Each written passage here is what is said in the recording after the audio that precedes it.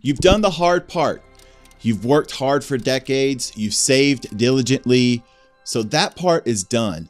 But now retirement is fast approaching. And you have this one lingering question.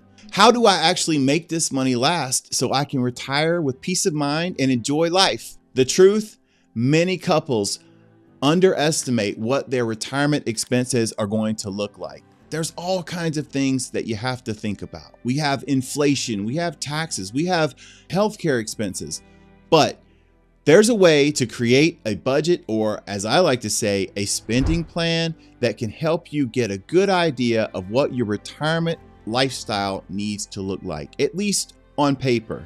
For those people who haven't sat down and created a retirement budget or spending plan, they may be facing a lot of stress or uncertainty about how their retirement years are going to play out and how they can make their income last.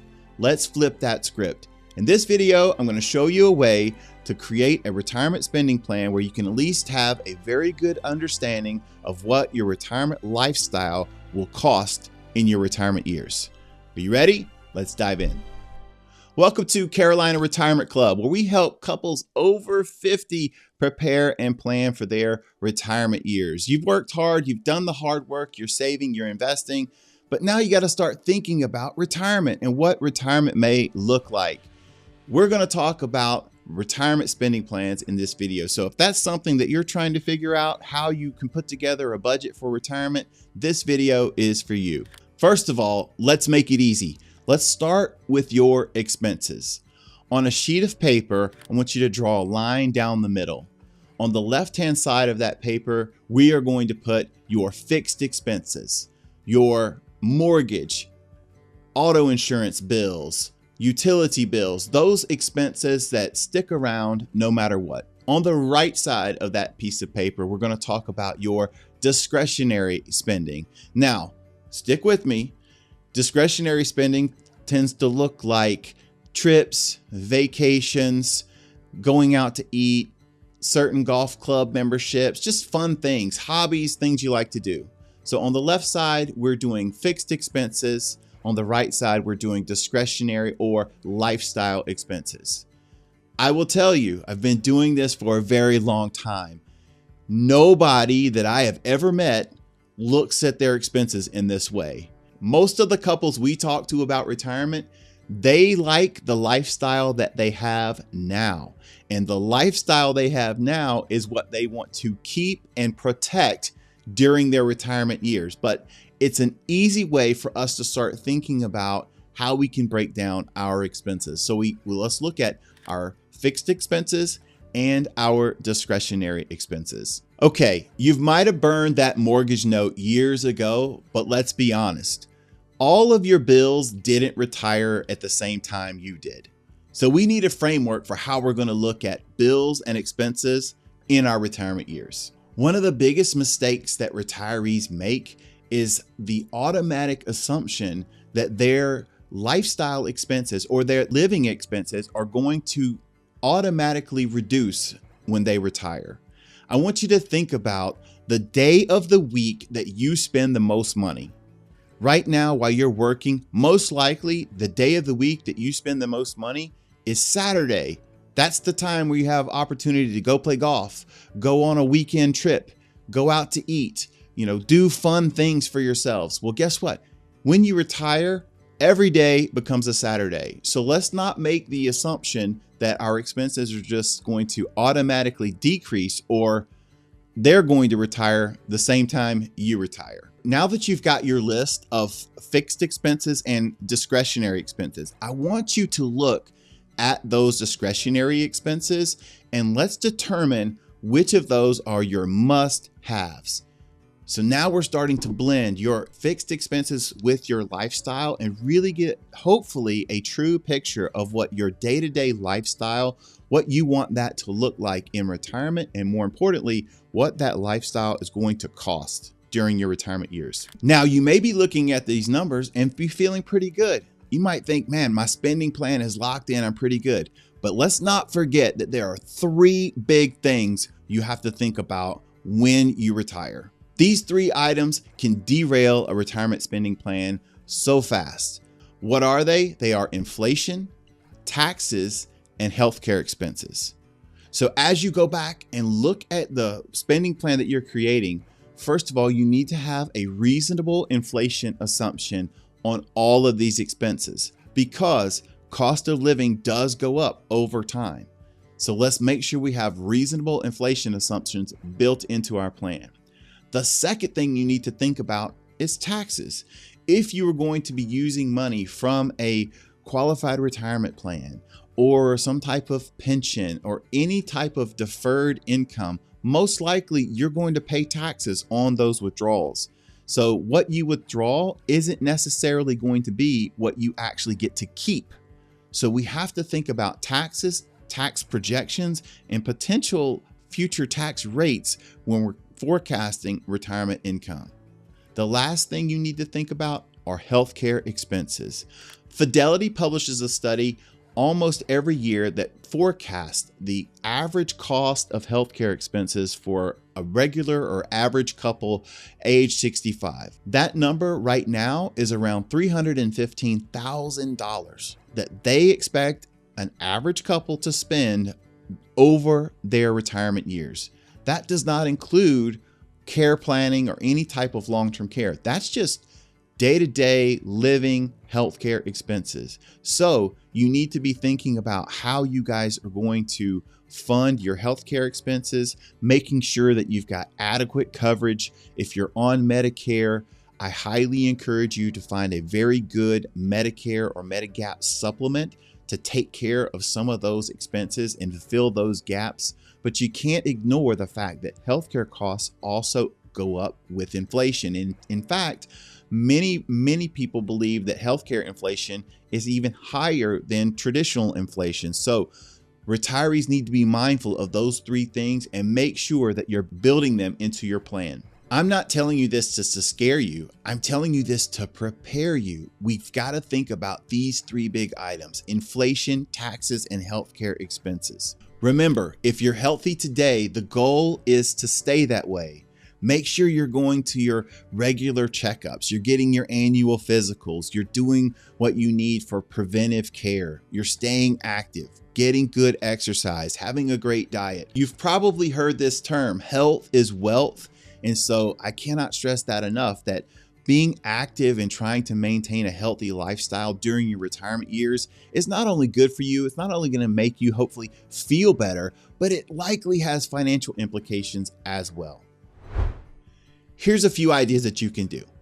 Apply a 2 to 3% inflation rate to all of your expenses and see how those numbers change over time. Create a separate item just for healthcare.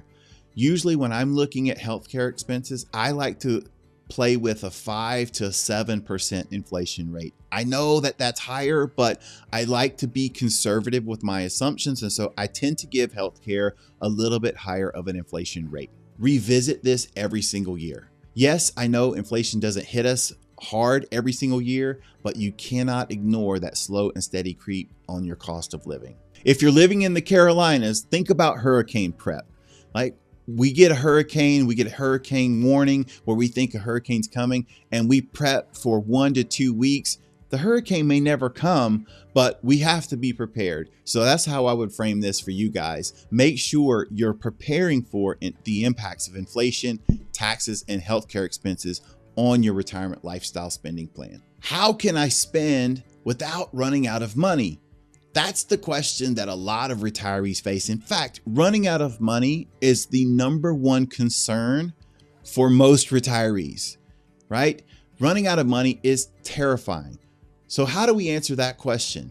Well, first, if we've done the planning of putting our expenses down, if we forecasted for inflation, we've thought about taxes, now we have to determine our income sources in retirement, because there's a critical step, if you'll wait to the end of this video, that I'm going to tell you about. Many people believe that retirement is an assets problem. I think retirement is a cash flow problem. One of the things that we have to consider first before we can build out an actual spending plan in retirement is we have to first think about your expenses, but then next we have to think about your income sources. Everybody, hold on. Before I even start, I want you to not think about your investments. Yes, if you've saved and you've got a nice nest egg, that's phenomenal, but that's not where we start. We start with your income sources that are guaranteed, or your income sources that you would call secure income sources during your retirement years. What are they? Well, if you've been working here in the United States and you're qualified for Social Security income, we can start with Social Security. Calculate what your Social Security benefits would be, the age that you plan to claim, and also look at the benefits of your spouse. So it should be 2 income streams if you're married. Then we want to look at any other income streams that you already have. Do you have a pension? Are there any type of deferred compensation plans paying another income source to you?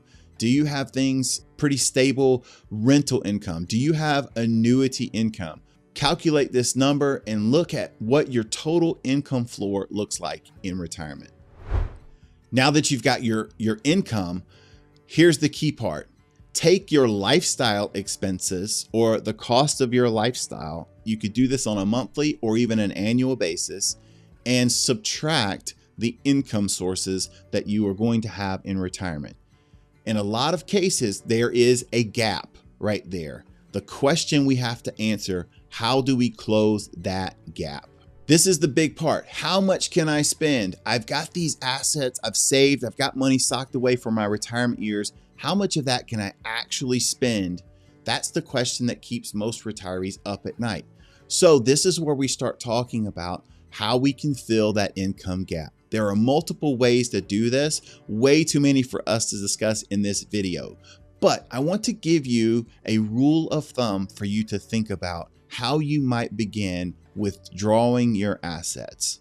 So that gap, right, that you're going to need, that's the gap most likely that you're going to take from your retirement savings accounts and start trying to fill what you need so you can have the lifestyle that you want.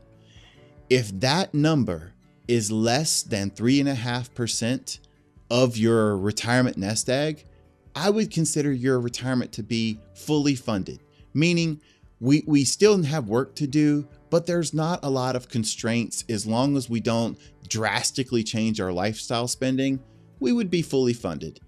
If that withdrawal rate is somewhere between 3.5% and 7%, then I would say you fall into what I call a constrained category. And that means that you're probably going to have to make some adjustments and have some careful thought around how you do your withdrawals, the timing of withdrawals, the sequence of using qualified versus non-qualified accounts. There's a lot more that goes into retirement planning for people that are in this zone. The last zone, if your withdrawal rate is over 7%, then I would say your retirement goals right now are likely underfunded. That's where we have to start having some very thoughtful conversations about possibly working longer, looking at a phased retirement, going back and revisiting our spending plan, and maybe adjusting some of our expenses. Some of those wants in the lifestyle column maybe need to stay in that lifestyle column as would like to have, but not a must. So this is a very rough framework, but it works so well if you apply it to yourself. You can easily see where you fall. Now, caution, if you're in that fully funded category, don't think that you have it made. There are still mistakes that can happen. There are still some things you need to think about, but retirement planning in that category is a little bit different than the constrained category, and the constrained category is definitely different than somebody who may be underfunded for what they want to spend during their retirement years. Here are some great questions you can ask yourself. Do you have other income sources like an annuity or a pension that can complement Social Security? Are you planning to spend more money in the early part of your retirement years? Is there travel that you plan to take? Are there certain trips or family trips that you want to take? Do you have certain life experiences that you plan to spend more money on early in retirement? Do you expect to have a more conservative approach to your investment strategy when you retire? These are great questions to help build out the framework for how you're going to look at filling that gap in your retirement years. Remember, you need to think of your withdrawal rate as a custom dial, right?